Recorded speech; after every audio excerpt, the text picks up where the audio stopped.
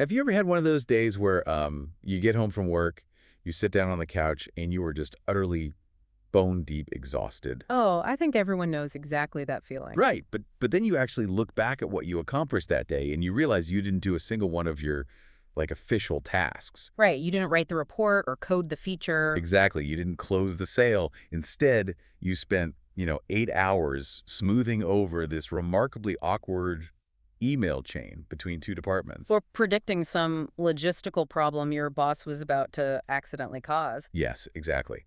Just reading the temperature of a tense meeting room or generally absorbing everyone's vague, unarticulated stress. You're essentially functioning as human connective tissue all day long. Right.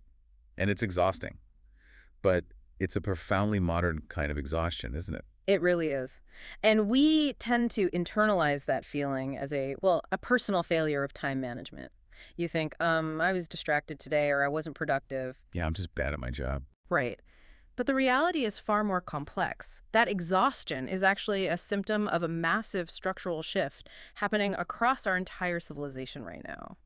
And that structural shift is exactly the mission for our deep dive today. Yeah. We're looking at a stack of incredibly fascinating conceptual frameworks that attempt to explain what's happening beneath the surface of our daily lives. And they really reframe the whole conversation. They do. We have the GOA-41 thesis, which is a recent sociological audit of modern high-speed workflows. Yeah. We have the LMOS observation protocols, which is a set of field studies tracking invisible workplace behaviors. Those are fascinating, by the way. Oh, they blew my mind. And finally, the membrane contact phase model, or MCP, which is this systems theory framework analyzing structural friction. Right? So we're going to use these three sources to explore a concept that completely rewired how I view my own job. It's called undefined responsibility. Undefined responsibility. It's such a heavy phrase. It is. It's all that invisible buffering labor, that silent shock absorption that actually holds society together. I think it's important to set some ground rules right up front for how we're going to approach this material, though. Yeah, absolutely. Because we are not entertaining a moral panic about artificial intelligence today. We aren't spinning up, dystopian sci-fi narratives or conspiracy theories here. No Terminators today. Right, no Terminators. What these frameworks offer us is a calm, highly analytical observation of a civilization-scale phenomenon. We're simply asking a structural question. Why is the sudden acceleration of our systems exposing this invisible labor that lies beneath our organizations? Exactly. And I think we should start with the LMOS observation protocols because they ground this massive theoretical question right into the listener's daily reality. Yeah, let's do that. Because when we talk about AI in the workplace, the dominant cultural narrative is always this very binary, AI is going to take human jobs. Which is such a massive simplification. Right. And the LMOS studies look at the actual data of human interaction and completely reject that framing. The AI taking jobs narrative fundamentally misunderstands what a job actually is. How so? Well, if we read the phenomena structurally through the NMIS protocols, AI is not simply swooping in and stealing a neatly defined human role. Right. Instead, the introduction of AI is acting as a chemical catalyst. It is exposing a vast ocean of hidden, undocumented coordination labor that humans have always performed. But that was never officially on the payroll. Exactly. It's the stuff nobody officially defined as your job. The researchers who designed the LMO's protocols, they spent months literally just tracking the actions of corporate teams that weren't in any job description. Just watching the negative space of the workday, basically. Yeah. They categorized these undocumented tasks, and reading the list is like looking at an X-ray of a modern office. It really is. They logged behaviors like reading the atmosphere, synthesizing vague requests from upper management, predicting intent, filling holes in poor specifications. And emotional synchronization. Emotional synchronization. I mean, there is no key performance indicator for prevented a massive argument in the Slack channel by gently rephrasing a manager's blunt request. But if you didn't do it, the project would derail. Exactly. Yet the researchers found that workers spend a massive percentage of their day doing exactly this. And if those specific unmeasured tasks are paused for even a few days, the entire organization completely halts. The bureaucracy just seizes up completely. Right, and what the GOA-41 thesis adds to this is the mechanism of how AI forces this invisible labor into the light. Okay, walk me through that. Well, think about the fundamental architecture of a large language model. By its very nature, it requires explicit prompting. Right. You have to tell it exactly what to do. Exactly. To get an AI to execute a task, you have to precisely and exhaustively verbalize the parameters. The technology drags all of this buffering labor from the implicit silent realm into the explicit verbalized realm. Let me make sure I'm visualizing this correctly. Let's say I delegate a task to a human colleague. I might just drop a file on their desk and say, hey, can you make this proposal sound a bit better for the client? Which happens a million times a day. Right. My colleague silently absorbs a dozen unsaid data points. They know the client hates industry buzzwords. They know your department is stressed about the Q3 budget. Yeah, they know the historical baggage of this specific account. They digest all of that ambiguity without me ever saying a single word. But if you hand that same document to an AI, It can't read the room. I have to manually specify the tone, the constraints, the background, the exceptions. right, because the human colleague was operating as an ambiguity absorption layer. An ambiguity absorption layer. I love that term. By forcing us to formally define every single parameter, the AI reveals that the core definition of the job itself was mostly empty space. Empty space that was just filled in by human intuition. Exactly. Human intuition and emotional labor. The explicit task, writing the document, was maybe 10% of the job. Wow. And the other 90% was the undefined responsibility of navigating human friction. Yes. I see. So humans have essentially been acting as the civilization's suspension system. That's a great way to put it. We are the shock absorbers on the car. But instead of acknowledging how hard the shock absorbers are working to keep the chassis from shattering over every pothole. We've just been praising the engine for how smoothly the car drives. Exactly. We've been completely ignoring the suspension. And that mechanical metaphor is perfect for what the GOA-41 thesis describes next. Okay, but I don't fully buy the conclusion yet. Oh. Yeah, if I use an AI to write a complex email or sort of spreadsheet, I literally just saved myself an hour of explicit work. It took a responsibility away from me. On paper? Yes. Right. So if the AI is handling the heavy lifting, why doesn't my baseline of exhaustion go down? Why are we actually more tired now than we were before these efficiency tools existed? That is the million-dollar question. And it's because you're looking at the individual task rather than the velocity of the overall system. Okay, what do you mean by system velocity? Well, if you save an hour on an explicit task, the system doesn't just give you that hour back to rest. Right, they don't just say, go take a nap. Exactly. It simply demands that you process more tasks in the same time frame. This brings us to the core concept of the GOA-41 thesis, which is the velocity mismatch. A velocity mismatch. Yes. As the civilizational car speeds up, to use your metaphor, the human shock absorbers are subjected to extreme structural wear and tear. Oh, because we're hitting the potholes faster and harder. Exactly. The thesis defines this as shear. Like in physics. Right. In physics, shear is the friction, the tearing tension, caused by two layers of a material moving at fundamentally different speeds. The fast layer grinding against the slow layer. Exactly. And the fast layer is what GOA-41 calls the fast OS. Fast OS. And what is that exactly? These are the artificial intelligence systems, the algorithmic financial markets, the social media recommendation engines, automated supply chains. The stuff that runs at the speed of light. Yes. These systems operate, synchronize, and react in milliseconds. They are hyper-efficient and completely intolerant of delay. And beneath that, you have slow human reality. which is us? Which is us. This layer involves building consensus, providing physical and emotional care, repairing broken trust, navigating community relationships. And grounding ethical judgments. Exactly. These processes simply cannot be accelerated. They move at the speed of human biology. So let's break down the actual mechanics of that shear, because this is where the theory really hits reality for me. Sure. Walk me through a micro-interaction.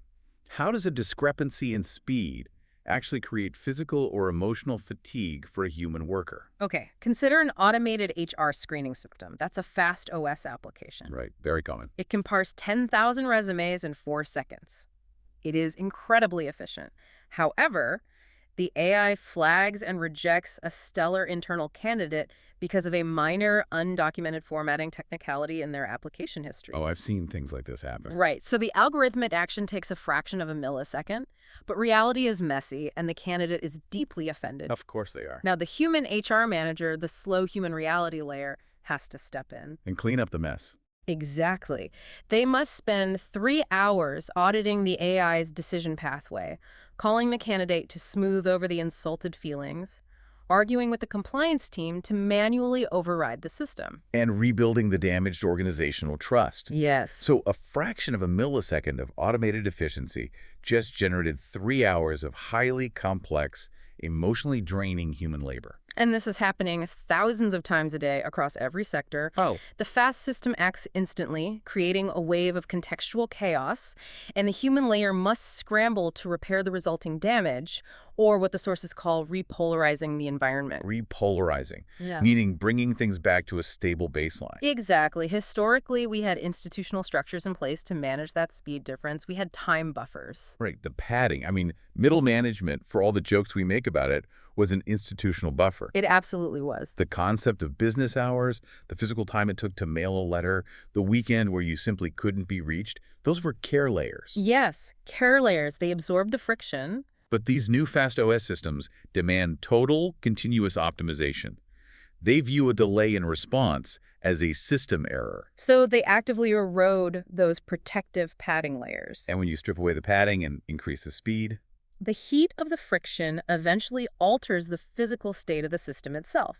This is where the membrane contact phase model, the MCP, provides a brilliant vocabulary for our current reality. okay, I remember this part from the reading. It introduces a structural phase state called S3.5, or chronic depolarization. Chronic depolarization. So wait, are we just talking about burnout? Yeah. Because people have been burning out at work since the dawn of the Industrial Revolution. It's a fair question. What makes S3.5 different from just being stressed out? Standard burnout implies an individual hitting their limit and collapsing. A collapse in a physical system is a sudden, catastrophic failure like a bridge snapping. Yeah. S3.5 is not a collapse. The defining characteristic of chronic depolarization is that the system doesn't break. It becomes trapped in a state of permanent structural fatigue. Oh, permanent. Yes. Returning to your shock absorber metaphor, if a car drives over a bumpy road at a normal speed, the shock absorber compresses, absorbs the energy, and has enough time to expand back to its baseline shape before the next bump. And that is healthy repolarization. Exactly. But if the car is driving at 200 miles an hour over a continuous rumble strip, But the shock absorber never returns to its baseline. It takes hit after hit. it just stays compressed. The fluid inside overheats, loses its viscosity, and stops absorbing energy effectively. The entire chassis begins to vibrate violently. That is S3.5. Wow. The text explicitly notes that in this state, nobody is officially broken, but the system is characterized by constant low-level inflammation. You're just trapped in a state of hyperreactivity to tiny stimuli. Exactly. I see this everywhere now. I really do. S3.5 explains why we are endlessly explaining ourselves, endlessly adjusting to shifting algorithmic rules. Endlessly absorbing the ambient stress of our environments. Yeah. I mean, social media requires the constant anticipation of every possible bad faith interpretation before you even post a thought. Right. The modern office requires constant, exhausting alignment across dozens of software platforms. And we are losing what the MCP model calls our resynchronization capacity. Meaning our ability to just reset. Yes. Our basic biological ability to bounce back, to ground our judgments, and to simply rest. Because the shear is tearing at the connective tissue faster than the tissue can heal. Exactly. The fatigue becomes a permanent feature of the civilization's architecture. Which forces a very uncomfortable question for us to look at. It does. Because if we are structurally fatigued by this velocity mismatch right now, today, what happens as these fast OS systems get even faster? Oh, what's the end game? Yeah, if the AI gets smarter and the automation gets more comprehensive, what is the end game of this acceleration? Well, the sources make a highly counterintuitive observation regarding the end game. The assumption is usually that as AI improves, it will eventually take over the messy, undefined responsibilities too. That's what Silicon Valley tells us, right? Yeah. Let the AI handle the friction. Right. But the frameworks argue the exact opposite. To maintain their processing speed and their illusion of perfect efficiency, these highly complex, fast systems actively eject unprocessable data. They spit it out.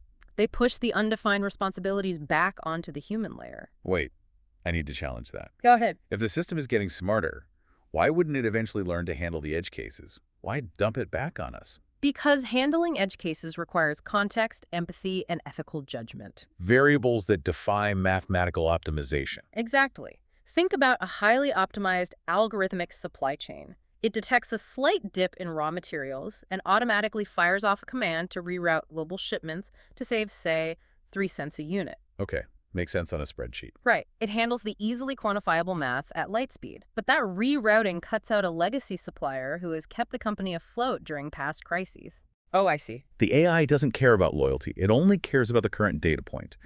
The system ejects the relational fallout. And who catches it? It pushes the angry phone call, the ethical dilemma, and the long-term strategic relationship repair squarely onto the human account manager. Wow.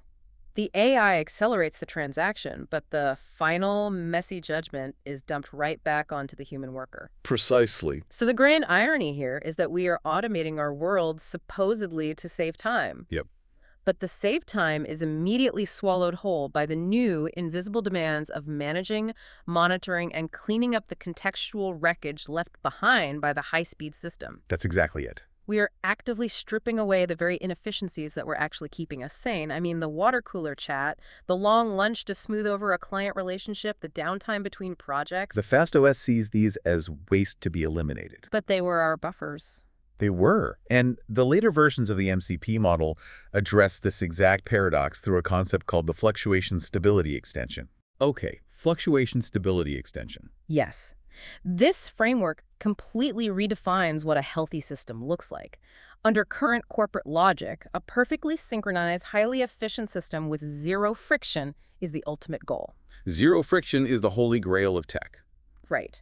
But structurally, the model proves that a zero-friction system actually loses its long-term adaptability. It becomes brittle. Because if there is absolutely no give in the steering wheel, the first unexpected pothole shatters the entire axle. Exactly. The model posits that true health is not zero friction. True health is liquid stability. Liquid stability. It is the ability of a system to maintain local fluctuations, to tolerate differences, to harbor redundancy, and most importantly, to retain a wide, generous margin for recovery. To bounce back. Right. To be resilient, a civilization requires noise. It requires undefined, unstructured, heavily padded space. That fundamentally changes the definition of care. It does. Because usually when we use the word care, we mean it as a sentiment. Like, I care about my family, I care about my community. It's a feeling. A human emotion. Right. But looking at it through the lens of liquid stability, care is something entirely different. In the context of civilization stability, care is not an emotion. Care is literally the critical infrastructure required to maintain our society's fluidity. It's infrastructure. The text defines care as the physical and temporal operations that maintain our capacity to recover, to repolarize. To return to baseline. Right. Without care, without the dedicated time and space for healing, relationship maintenance, and slow consensus building, the boundaries of our society become rigid and snap under the constant shear of the fast systems. The phrase care is critical infrastructure is going to stick with me for a long time. It's powerful. Because we instinctively think of infrastructure as, concrete bridges, fiber optic cables, power grids. Hard physical assets. Right. But this model argues that the colleague taking an unmeasured 20 minutes to listen to a confused new hire, or the local community group debating slowly on a Tuesday night. Or a parent sitting quietly with a frustrated child. Yeah, that slow, unquantifiable labor is the actual load-bearing infrastructure preventing S3.5 chronic depolarization from turning into a total systemic collapse. The slow layers of human reality are not outdated bugs in the system that need to be disrupted by the next wave of tech. They are the stabilizing fluid that keeps the engine from overheating and seizing up. That is such a vital distinction. Because if you optimize away the care, you optimize away the system's ability to survive contact with reality. So, as we step back to look at the whole picture here, it is clear this isn't a call to, smash the servers or retreat into the woods. Yeah, at all. It's an invitation to recognize a profound phase shift in how humanity operates. We are finally gaining the vocabulary to see the invisible forces that have always held us up. And it demands a quiet reflection on what is happening right now in your own life. Yeah. Because as the fast systems continue to accelerate, as the emails, the algorithmic demands for your attention, the automated workflows speed up what is still being silently absorbed by you. What undefined responsibilities are you carrying that no one is measuring? Exactly. And structurally, we have to ask, which vital human layers will the system chew through next when that absorption capacity finally wears completely thin? It's a heavy question. But I honestly find a beautiful, grounding reality hidden inside this analysis. No. How so? It proves mathematically that the slow forms of human contact, maintaining a nuanced relationship, taking the time to truly understand someone's context, giving people the space to just pause and breathe without demanding a deliverable C. Yes. These are not outdated concepts clinging to the past. They are the essential grounding wires of our future.